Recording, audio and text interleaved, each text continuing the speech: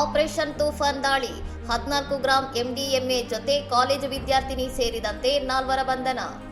ಮಲಪ್ಪುರಂನ ಅರಿಕೋಡ್ನಲ್ಲಿರುವ ಖಾಸಗಿ ಲಾಡ್ಜ್ ಒಂದರ ಮೇಲೆ ಅರಿಕೋಡ್ ಪೊಲೀಸರು ಮತ್ತು ಡಿಎಎನ್ಎಸ್ಎಎಫ್ ತಂಡವು ಜಂಟಿ ದಾಳಿ ನಡೆಸಿ ಮಾದಕ ದ್ರವ್ಯ ಎಂಡಿಎಂಎ ಜೊತೆ 4 ಬಂಧಿಸಿದೆ.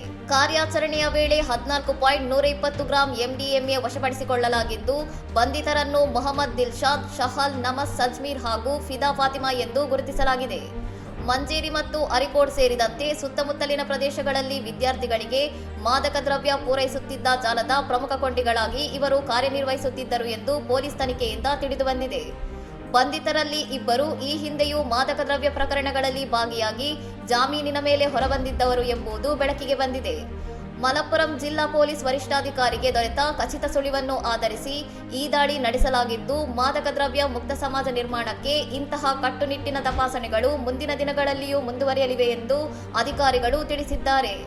ಶೈಕ್ಷಣಿಕ ಕೇಂದ್ರಗಳಲ್ಲಿ ಮತ್ತು ವಸತಿ ತಾಣಗಳಲ್ಲಿ ನಡೆಯುತ್ತಿರುವ ಇಂತಹ ಕೃತ್ಯಗಳು ಯುವ ಪೀಳಿಗೆಯ ಭವಿಷ್ಯವನ್ನು ಹಾಳು ಮಾಡುತ್ತಿದ್ದು, ಕಠಿಣ ಕಾನೂನು ಕ್ರಮಗಳಿಂದ ಮಾತ್ರ ಇದನ್ನು ತಡೆಯಲು ಸಾಧ್ಯ ಎಂಬ ಅಭಿಪ್ರಾಯ ವ್ಯಕ್ತವಾಗಿದೆ. ಇನ್ನಷ್ಟು ಸುದ್ದಿಗಳಿಗಾಗಿ ನೋಡ್ತಾ ಇರಿ ಸೌರಂ ಟಿವಿ.